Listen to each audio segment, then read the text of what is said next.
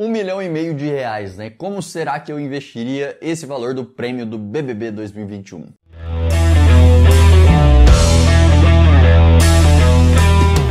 Fala pessoal, Rafael Scaramelli por aqui. Na semana passada eu fiz um vídeo também falando sobre o prêmio do Big Brother Brasil, mas mostrando o quanto o valor de R$ 1,5 milhão renderia na conta do Nubank, né?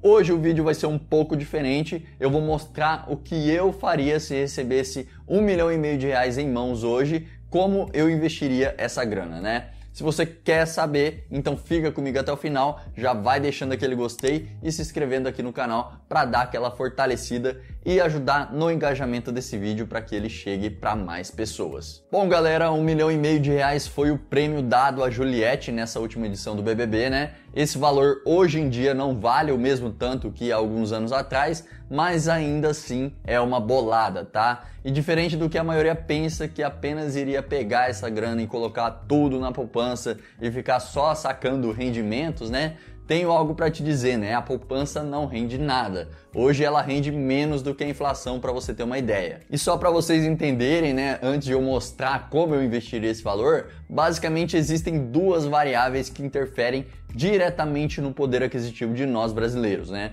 Claro que existem outras, mas essas duas são as principais, que é a inflação e a moeda, né? O dólar no caso.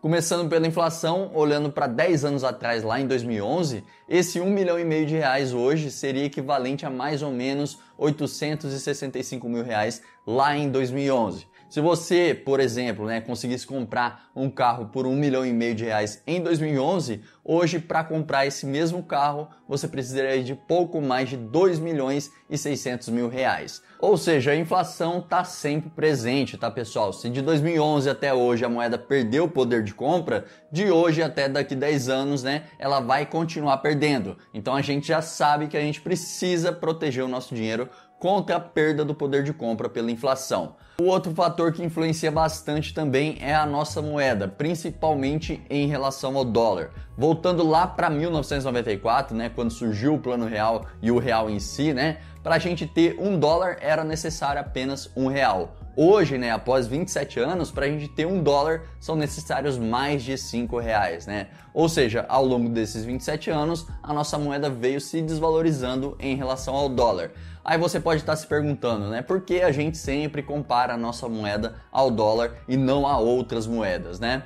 Isso acontece, pessoal, porque o dólar é a moeda mais forte e estável do mundo. Praticamente tudo no mundo é negociado em dólar. O pãozinho que você come todo dia de manhã, né, foi feito com farinha de trigo, produzida por alguma empresa que importou o trigo de fora do país e pagou em dólar. Por isso que quanto mais o dólar sobe em relação ao real, tudo que vem de fora do país ou que utiliza alguma matéria-prima que venha de fora do país acaba ficando mais caro. E quem paga a conta é quem está no final da linha, que somos nós consumidores. Então, pessoal, para a gente alocar bem esses R$ 1,5 milhão, conseguir multiplicar ele com o tempo e tudo mais e preservar o nosso poder de compra, né? A gente precisa diversificar esse valor em algumas classes de ativos. Eu fiz a introdução sobre a inflação e o dólar para vocês entenderem o porquê de alguns investimentos que eu escolhi, né? E também entender a importância de sempre buscar bater a inflação. Se o seu dinheiro investido não estiver rendendo mais que a inflação, né?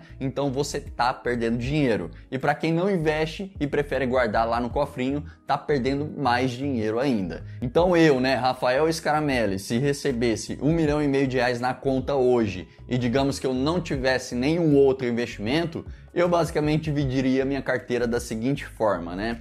Cerca de 10% do valor, que seria R$ 150 mil, eu investiria na renda fixa com liquidez imediata, pagando ali os seus 100% do CDI mesmo. Poderia ser o Tesouro Selic, o CDB com liquidez diária ou qualquer outra aplicação que me proporcionasse segurança e liquidez imediata do dinheiro. Esses 150 mil, pessoal, seria basicamente a minha reserva de emergência, né? Seria a grana que estaria à disposição caso eu precisasse para alguma urgência ou por algum outro motivo.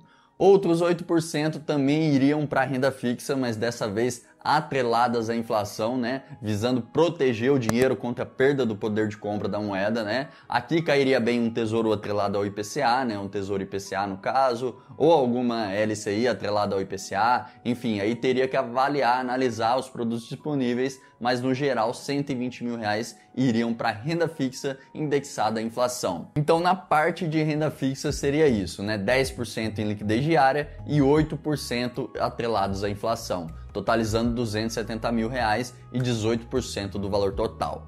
Partindo para a renda variável agora, com certeza a maior parte, cerca de 40%, seria investido em ações nacionais, né? Pois na minha visão são os ativos que têm maiores probabilidades de multiplicar o meu capital ao longo dos anos, né? Sem contar que se montar uma carteira apenas com empresas sólidas e boas pagadoras de dividendos, você acaba reduzindo drasticamente seus riscos envolvidos, né? E de quebra ainda recebe uma boa renda passiva dos dividendos. Basicamente, para essa carteira de ações eu seguiria com os mesmos ativos que eu tenho hoje em carteira, né? Então R$600 mil seriam para essas ações. Agora, visando receber uma renda passiva mensal, eu destinaria R$285 mil para os fundos imobiliários, o equivalente a 19% do patrimônio total de R$1,5 milhão. Com esse valor seria possível tirar uns R$2.500 por mês só por meio dos aluguéis dos FIIs, né? Grana essa que seria totalmente reinvestida para aumentar a bola de neve dos juros compostos, né? Então até aqui a gente tem R$150 mil na renda fixa com liquidez, R$120 mil na renda fixa atrelados à inflação, R$600 mil em ações e R$285 mil em fundos imobiliários. Ainda nos resta R$345 mil. Então a maior parte desse valor, cerca de R$300 mil, eu investiria no mercado internacional, né? Eu iria estruturar uma carteira basicamente visando receber uma renda passiva em dólar, né? Empresas que pagam os dividendos e rates seriam opções dentro dessa carteira. E os outros 45 mil restantes mandaria para as criptomoedas, pois são ativos muito voláteis e podem subir muito e cair muito também, né? Então só uma pequena parte do valor total ficaria em criptos, né? Justamente por causa desse risco muito maior envolvido. Então, pessoal, basicamente a minha carteira ficaria dessa forma aí que está aparecendo para vocês, né? Temos a renda fixa com liquidez para suprir qualquer imprevisto, temos a atrelada à inflação, né, para proteger o poder de compra da moeda, temos as ações que também protegem contra a inflação, em alguns casos até contra a desvalorização da moeda, né, perante ao dólar, e são os ativos que podem entregar o melhor retorno no longo prazo. Temos os fundos imobiliários, que também protegem contra a inflação e geram uma renda passiva mensal. Temos os ativos internacionais, visando justamente a proteção cambial, né, contra a desvalorização da moeda perante ao dólar. E por último, as criptomoedas como um ativo especulativo que pode trazer excelentes retornos de curto prazo, mas apresentam um risco muito maior, né? Por isso, da porcentagem menor nelas. Então, pessoal, se hoje eu recebesse R$1,5 milhão, essa seria a minha carteira, a carteira que eu montaria, né? E quem pensa que eu investiria tudo de uma única vez, numa tacada só, jamais, tá? Eu iria fazer um planejamento para investindo aos poucos até que a carteira estivesse dessa forma, né? Assim eu conseguiria ir aproveitando os momentos de baixa do mercado para ir comprando os ativos a preços menores, tá, pessoal? Acredito eu que em uns 2 anos, mais ou menos, eu já estaria com essa carteira 100% estruturada dessa forma, né? E aí, o que você achou dessa carteira, né? Você acha que faria melhor? Como você montaria sua própria carteira com esse R$1,5 milhão? Enfim, deixa o seu feedback aí nos comentários que eu quero saber a sua opinião, né? E se você curtiu essa carteira que eu montei, já vai deixando o seu gostei e antes de ir embora, já se inscreve aqui no canal, ative o sininho das notificações e manda esse vídeo para aquele seu amigo que teria interesse nesse tipo de assunto, beleza? Eu vou ficando por aqui, um forte abraço para vocês, um excelente dia e até o próximo vídeo. Tchau, tchau!